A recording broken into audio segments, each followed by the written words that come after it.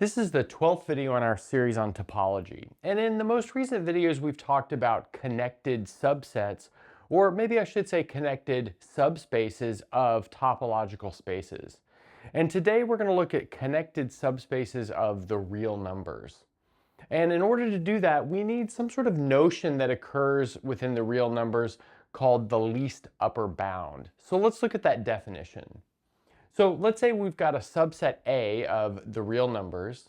So we say that a number u is an upper bound of A if, well, simply it's just bigger than everything in A, or I should say bigger than or equal to. So carefully, x is less than or equal to u for all x in A. Okay, so that's the notion of an upper bound. Now what about a least upper bound? Well, put very simply, it's the smallest possible upper bound, but we could write that carefully as follows. So we say that a real number s is the least upper bound, and we write s equals, well, we read that as the supremum of A, or the sup of A, if s is an upper bound, and s is less than or equal to u, where u is any other upper bound of A. And now, I'd like to note something pretty important here, and the fact that I've used the word the least upper bound instead of a upper bound. And that's because least upper bound is always unique. We're not going to prove that, but that's fairly straightforward to prove. And now, let's observe the following fact, and that is that every subset of R that is bounded above has a least upper bound. So that's called the least upper bound property of the real numbers. And again, we won't prove that. That's something you would prove in perhaps an analysis class, a first real analysis class. And so let's look at some quick examples. So B is the least upper bound of that collection of intervals over there. So we've got the closed interval from A to B, the half open interval from A to B, including B, well, I guess also including A, although I haven't written that there, the open interval from A to B, and then those like half infinite intervals as well, from minus infinity to B. So I think that kind of goes without saying that that B is the least upper bound of all of those. Now, what's the least upper bound of this set? So we've got the set containing 1 minus 1 over n as n ranges over all natural numbers. So observe that includes 0, half, 2/3, 3/4, 4/5, so on and so forth. So we'll show that the least upper bound of this set is in fact 1. Now the interesting thing here is 1 is not an element of that set. And I guess I should say that the least upper bound could be an element of the set or not an element of the set. Observe that in this case right here, in this case right here, and this case right here, the least upper bound B is an element of the set. But in this case, and the one that I've left off, which is half open A to B, not including B, the least upper bound is not an element of the set. And observe that 1 is not an element of this set right here because 1 over n is never equal to 0. Okay, so anyway, let's first show that this is an upper bound. So let's suppose that x is within our set. Then what does that mean? So that means that x equals 1 minus 1 over n for some natural number n. I'm using capital N to be the x value here because it's like not an iterator. But now let's note that 1 over capital N is bigger than 0 for all natural numbers n. I think that's pretty clear. But that means that 1 minus 1 over n is less than 1. But that's equal to x. But what did we just show here? We took a x from our set and we showed that x is less than 1, which means 1 is an upper bound. Okay, so we've got that it's an upper bound, and now we just have to show that it is the smallest such upper bound. And so we'll do that by way of contradiction. So let's say by way of contradiction, let's suppose that we have u, which is a real number, is another upper bound with u less than 1. So if we had another upper bound with u being less than 1, then we've found an upper bound that is smaller than our proposed least upper bound. So if we show that this is impossible, then that means that 1 is in fact our least upper bound. Okay, so now what we want to do is find some natural number n such that we have the following equation. 1 over capital N is less than 1 minus u. And we know something like this is possible because it's equivalent to choosing n bigger than 1 over 1 minus u. But notice that we can always find a natural number larger than any real number. That's by the so-called Archimedean principle. But now let's take this right here and observe that we can rewrite it into the following form, and that is u is less than 1 minus 1 over n. But what did we just do? We constructed an element of our set that is larger than our proposed upper bound. But what does that mean? That means that u is not an upper bound. And so we tried to have an upper bound that is smaller than 1, and we showed that it's in fact not an upper bound, meaning that 1 was our least upper bound all along. Okay, so now that we've reviewed this bit about upper bounds and least upper bounds, what we'll do is essentially classify all connected subsets of the real line. I should say the real line with the standard topology. Okay, so the result that we'll prove is if we've got a connected subset of the real numbers, then that's equivalent to that subset being an interval. So in other words, a subset A is connected if and only if that subset A is an interval. And by an interval, I mean one of these 8 types of sets. Okay, so we're going to do the reverse direction first. So in other words, let's suppose we have an interval and then show that that interval is connected. So let's consider an interval. And you might say, well, this is going to be kind of a pain. I have to consider all things of that form. But in fact, we don't really have to do that because we can do it all at once, as we'll see. So let's consider an interval I. I'll call that interval I, which is a subset of R. And I guess maybe it goes without saying here, but I should point it out that we're talking about non-empty sets everywhere, because if we've got the empty set, it's not super interesting. Okay, so now let's suppose the following, and that is that we can write I as A union B, and where that's a disconnection or a separation. So to make that a separation, we need A and B to be non-empty. So like I said, non-empty. We need A intersect B to be empty. So A and B are disjoint and they're non-empty. And we also need the following. A and B open in I. So I'll just say A and B are subsets of I and they are open subsets of I. Okay, great. So now what we'll do is take a little a inside of A and a little b inside of B. And we're able to find elements from these sets because, again, we're assuming that they are non-empty sets. And now also, we're going to put some ordering on this. So without loss of generality, let's assume that A is less than B. And we can do that just by swapping the names of A and B as needed.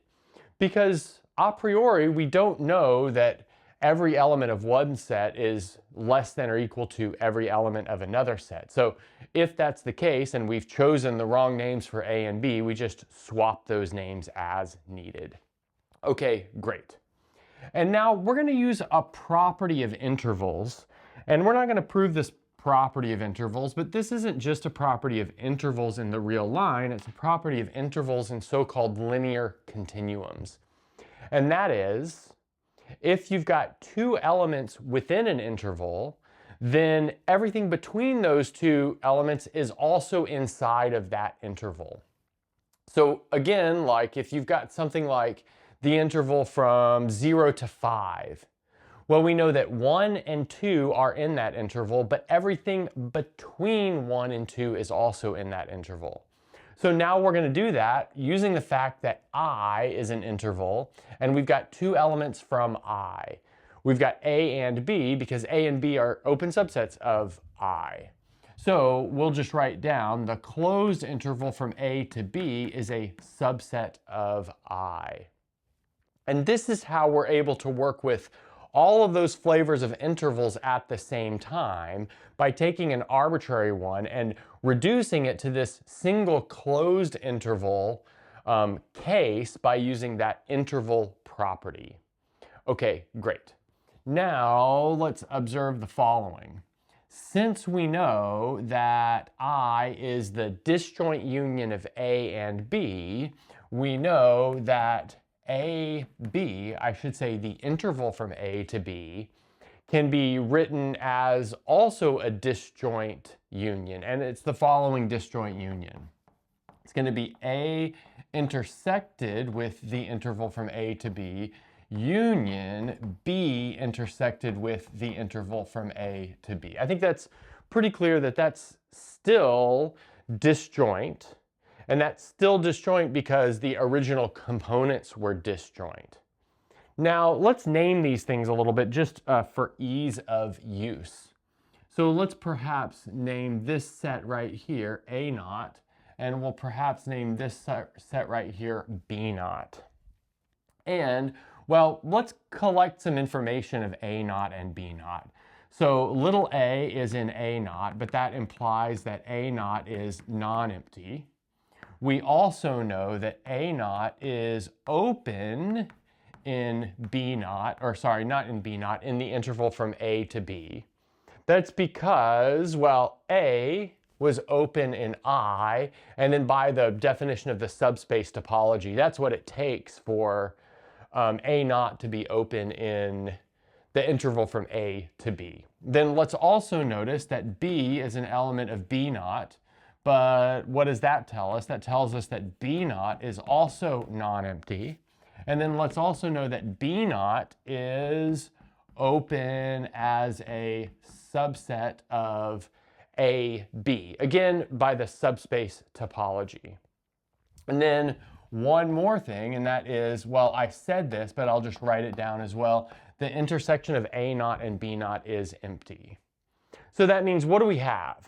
So we have a separation of the closed interval from A to B. Okay, great. And so now we haven't done anything with the supremum or the least upper bound property of the real numbers. Well, now we're about to do that. So now let's set a number that I'll call C equal to the least upper bound or the supremum of A naught. And so let's observe that kind of clearly we know that C is an element from A to B. Now, how do we know that? Well, let's notice that A naught is a subset of this closed interval, which means the supremum of A naught is going to be less than or equal to the supremum of this closed interval. But the supremum of this closed interval is B. But that means that, well, this C has got to be from A to B. Notice that it can't be less than A. It can't be less than A because, well, then it wouldn't be bigger than A, and A is inside of A naught. So anyway, in the end, we get that C is on that closed interval. Okay, and then again, just for the sake of argument, or just for the sake of having it up here, let's recall that this closed interval decomposes as the union of A naught and B naught. Okay, great. And now we're going to do a little bit of casework here. And that casework depends on where C lies. Does it lie in A naught or does it lie in B naught? So let's say our case 1 is that C is inside of A naught. And let's see what goes wrong there. So let's observe that means that C is not equal to B, and that's because B is not inside of A naught. How do we know that B is not inside of A naught? Well, because B is in B naught, and that intersection is empty. Okay, good. But now let's observe that that means that C comes from the interval from A to B, including A, but not including B. Because, well, what we've done here is we've just excluded that top point. Okay, great. So now let's also note that A naught is open inside of the closed interval from A to B. Well, we've already written that down, but we're just recalling that. So, well, what does that mean? Well, in the subspace topology of the real numbers, that means the following. So there exists some delta bigger than 0 such that we know that C minus delta to C plus delta intersected with the interval from A to B is contained inside of A naught. Well, again, this thing of this delta neighborhood around C is like the openness condition in all of the real numbers. But this A naught is not open necessarily in all the real numbers. It's open in this closed interval right here. So intersecting the real number rule for openness with our subspace is the openness condition in the subspace topology. And that being a subset of A naught, again, that's the openness condition in the subspace topology. But now what we can get out of that is the half open interval from C to C plus, something that I'll call delta prime, is totally contained in A naught. So now how do we get there? Well, we can start right here and refine that delta to delta prime, where delta prime is now chosen so that this open interval right here is totally contained in the closed interval from A to B. But then if you do that, intersection with the closed interval from A to B doesn't really add anything, so we don't really need to keep it. And so that's how the delta prime is chosen, and then we just cut that interval in half. Okay, so check it out. We've got this interval from C to C plus delta prime is a subset of A. But in particular, that means that C plus delta prime over 2 is an element of A naught. But why is that a problem? Well, observe that C plus delta prime over 2 is bigger than C. And it's inside of A naught, but C was supposed to be the least upper bound of A naught. So we just found something inside of A naught that is bigger than an upper bound of A naught. Again, that's our contradiction. Contradicting this case right here that we started with, that this number C was inside of A naught, meaning that C must in fact be inside of B naught. So now let's maybe go ahead and check why that also leads to a contradiction. Okay, so now for our next case, and that would be C, this least upper bound of A naught is in fact inside of B naught. But let's observe that means that C is not equal to A. And that's because A is inside of A naught. And so since A naught and B naught don't intersect, we know that that equality is impossible, which tells us that C is in fact on the following half open interval from A to B, not including A. Okay, so now we're going to play the same kind of game. So we know that B naught is open inside of the interval from A to B. But that tells us that there exists a delta bigger than 0 such that this delta neighborhood of C, C minus delta plus delta, intersected with the closed interval from A to B is a subset of B naught. But now we'll do exactly what we did before. We'll refine that delta to a delta prime, making this open neighborhood here lie inside of that closed interval, and then we'll take half of it. So that tells us that C minus delta prime up to C, including C, is a subset of B naught. Okay, so that's what we've done right now. So now if C is equal to B, then the interval starting at C minus delta prime up to B is contained inside of B naught. Now, well, why is that? Well, that's just replacing this thing right here with B. Okay, good. But then why is that a problem? Well, let's notice that implies for all x inside of A naught, what do we have? We have x less than or equal to C minus delta prime.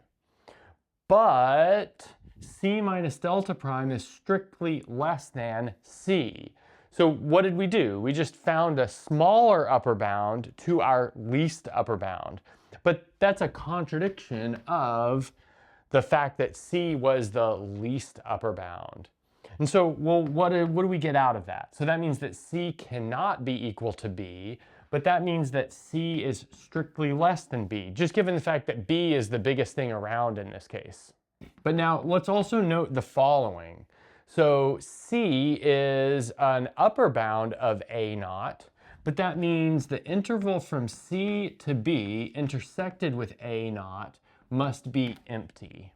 And that's because otherwise we would have something in A that's bigger than or equal to C, which is not possible. It can't be equal to C because C is in B naught. It can't be bigger than C because C is an upper bound. But now we can smush these two together. So this intersection is empty together with this interval is contained in B, tells us that this extended interval, C minus delta prime up to B, intersected with A naught is also empty. Again, because this thing contained inside of B means the intersection with A must be empty, given that the intersection of A and B is empty. But let's see what that tells us. That tells us that everything from A naught is smaller than C minus delta.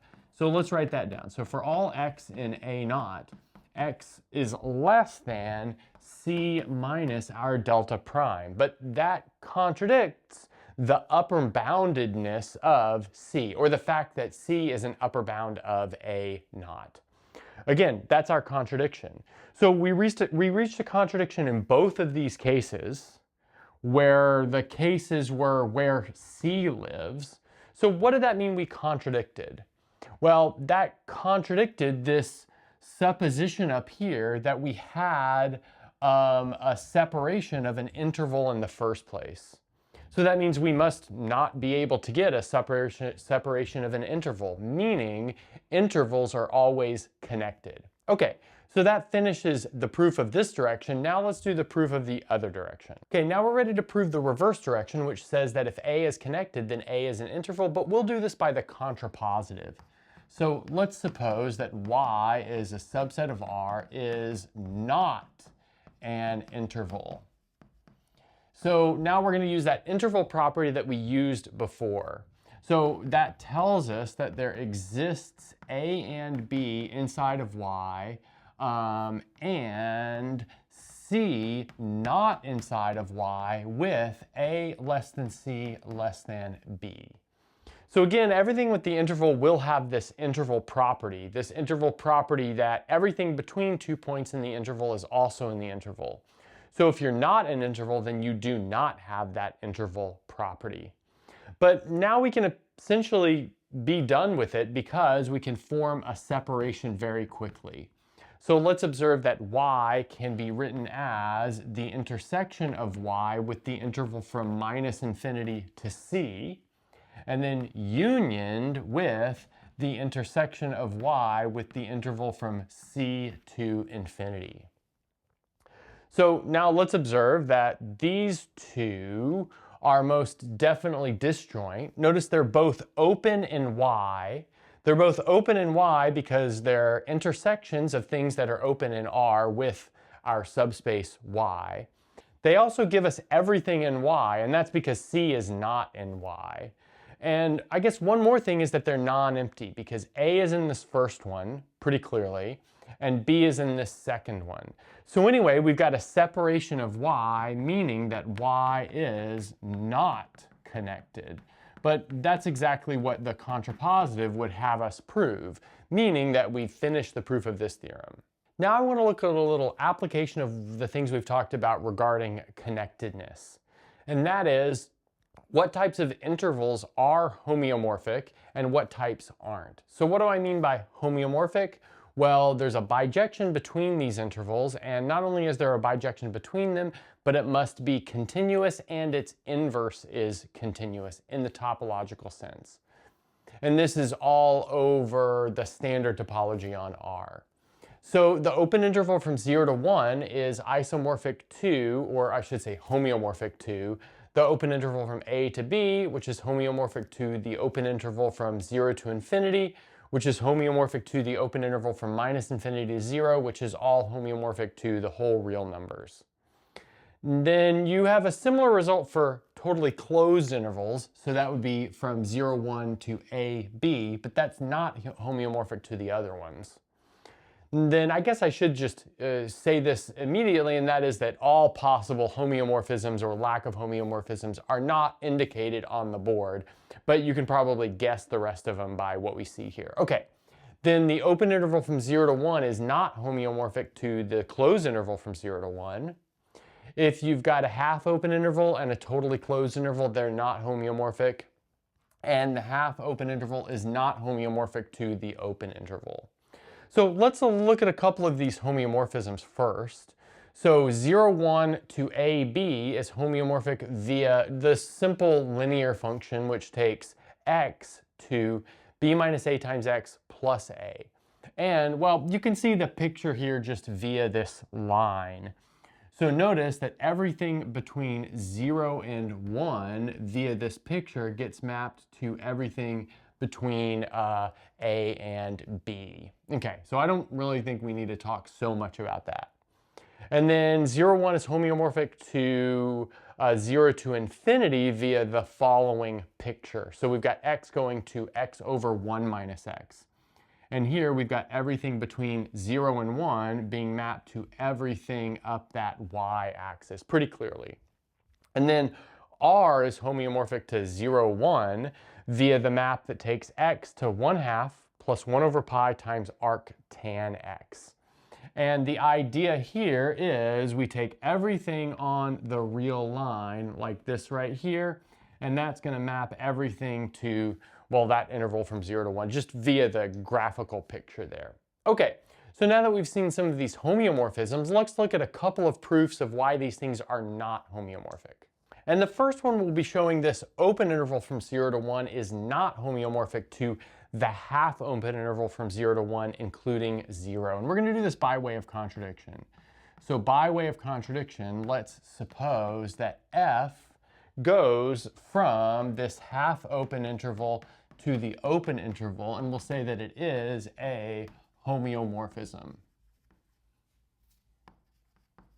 meaning that it's continuous, it's bijective, and its inverse is also continuous. Okay, so now let's set x equal to this space 0, 1 minus maybe the point 0. But notice that that's equal to what? That's going to be equal to the open interval from 0 to 1. And then let's also set y equal to, well, the corresponding image of that. So that's going to be this open interval from 0 to 1 minus the point f evaluated at 0.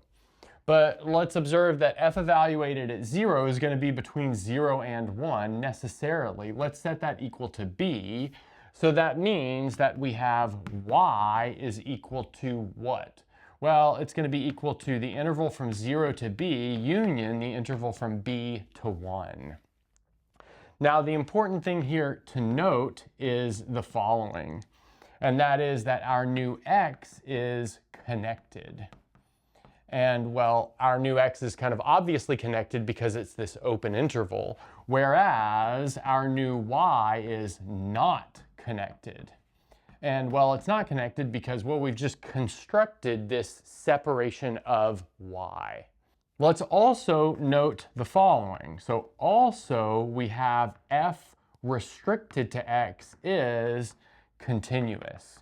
And that's because if you've got a continuous map on a topological space, here we've got a continuous map on the topological space from 0 to 1, and you restrict it to something via the subspace topology, then it's still a continuous map. And so, well, what do we have? We've got a continuous map that maps on to y.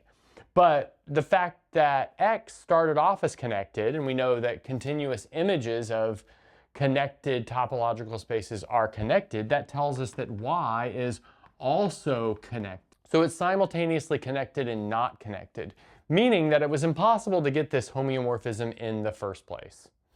Okay, so that's a real topological connectedness way of getting at this, not homeomorphic condition or fact here. Now let's look at more of an analysis way of getting at one of these others. And that is, we'll show that the open interval from 0 to 1 is not homeomorphic to the closed interval from 0 to 1. And we're going to do this via a contradiction as well. But the contradiction will have something to do with the intermediate value theorem. But the intermediate value theorem is just a disguised version of connectedness. So this isn't really so far off. Okay, so let's take an a inside of our interval from 0 to 1 such that we have f of a equals 0. So that's possible because we have a homeomorphism, which at its heart is a bijection. Okay, so now what we'll do is find some delta bigger than 0 such that we have a minus delta to a plus delta is contained inside of 0, 1. So that's possible because 0, 1 is an open set. We found a neighborhood that's totally contained inside of that open set. And now let's introduce a little bit of simplifying notation. Let's set x equal to a minus delta, and we'll set y equal to a plus delta. Now notice that f is injective. Again, because it's a bijection, that means it's one-to-one and onto. We already used the fact that it's onto. Now we're going to use the fact that it's one-to-one. So that tells us that f of x and f of y are not equal to 0. Because if they were equal to 0, we would have two things getting mapped to 0. We would have x or y getting mapped to 0, and we would have a getting mapped to 0. But that's impossible with an injective function. Okay, so now let's consider the following point C, and we're going to take C between 0 and the minimum value of f of x and f of y. Again, we know that there's a c inside of there because f of x and f of y are both non-zero. We also know they're positive just by the fact that the codomain there is, well, non-negative numbers in the first place. Okay, now since we have c between 0 and f of x, there exists something that I'll call t1, and that t1 is on the interval from a minus delta to a, with f of t1 equals c. Now, how do we know that t1 is on the interval from a minus delta to a? Well, that's because x is a minus delta, f of x is f of a minus delta, and 0 is f of a. So here we're using the intermediate value theorem. That a minus delta and that a are simply the inputs here. Here we're thinking about this 0 as, in fact, f evaluated at a. That's really all there is to it. We use the intermediate value theorem. And now we're going to use it again. So also, we know that f of a is equal to 0. So let's put that equal to 0 in here. Is less than c is less than f of y. By the way that we picked c again. Now there's going to be something that I'll perhaps call t2. That's going to be between a and a plus delta. Again, by the intermediate value theorem, with f of t2 equal to c. But immediately we have a problem. We have f of t1 equals f of t2 by our construction, but we know that t1 is not equal to t2. And that's because they lie in disjoint intervals. But that contradicts the fact that F was injective, but that contradicts the existence of a homeomorphism in the first place, meaning, in fact, it's impossible to have a homeomorphism between these two intervals. Okay, so what I'd like to do is, now that we kind of have a good understanding of the connectedness and the applications of connectedness of the real numbers, I'd like to look at the topology or the connectedness of the real numbers with non-standard topologies, as everything we've done in this video at least has been the real numbers with the standard topology. Okay, so now we're going to explore the real numbers under some non-standard topologies. More specifically, we're going to look at the connectedness under these other topologies, as well as answer the question, is the real numbers under these topologies Hausdorff or not? We looked at Hausdorff a bit earlier. Okay, so we're going to start with the so-called lower limit topology, which we've worked with before. Let's recall that the lower limit topology has open sets in R to be all normal open sets, and these half open intervals bounded below. So that would be half open from A to B and half open from A to infinity, including A. Now, I'd like to make the following claim, which will essentially show that RL is not connected, but it's in fact worse than that, if you will. And that is, the only connected subset of RL is a singleton, and that's what we've got right here. Okay, so let's see how we might do that. So let's, by way of contradiction, suppose that A in RL is connected and A and B are inside of capital A with A less than B. So it not being a singleton means that we can get 2 points inside of that set, and we might as well just take one of them to be smaller than the other for the sake of our calculation. Okay, so now what we'll do is form a separation of A. And it's actually not so hard to find a separation of A. It's going to be the following. So the interval from minus infinity to B intersected with A. So let's observe that this contains something from A. It contains B, in fact. And also it's open in A. So it's non-empty and it's open in A. And then we can write this as the union with this interval from B to infinity intersected with A.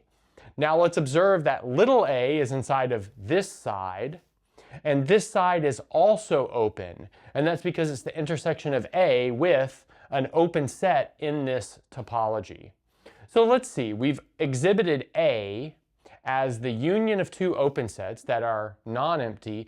Furthermore, by construction, they're disjoint. And that's because this interval right here is disjoint from this interval right here. So in other words, we have a separation of our set, meaning that our set is not connected. But that contradicts our ability to find two elements inside of the set. But if we can't find two elements inside of that set, that means that set must have either one element or zero elements. Zero elements we don't even consider in this connectedness point of view, so it must have one element, meaning that this claim is proved. Now, what about this space being Hausdorff? Well, and what do I mean by this space? I don't mean this set we're working with right here, but the RL, the lower limit topology of R in general. Well, in fact, it is Hausdorff, and it's pretty easy to show that. So let's take A and B inside of R, where A is less than B. And let's observe that A is inside of the interval from A to B, including A.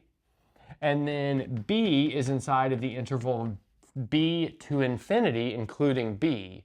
But then both of these intervals are open, and these intervals are also disjoint.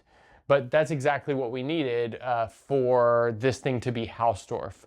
Now, did we need to use these types of intervals? No, we could have used our normal open sets to prove the Hausdorffness here, but I think it's nice to use our other open sets just to remind ourselves we're looking at a non-standard topology. Okay, so let's look at another example. So now we're going to look at something called the right ray topology. I don't know the notation for this. I'm just going to put R with a little arrow going to the right. That's like a right ray. And in this case, the open sets are the empty set, all real numbers. Well, those have to be open sets, huh? And then, well, right rays. So those are going to be intervals from A to infinity. Now, let's observe that any two non-empty open sets intersect here.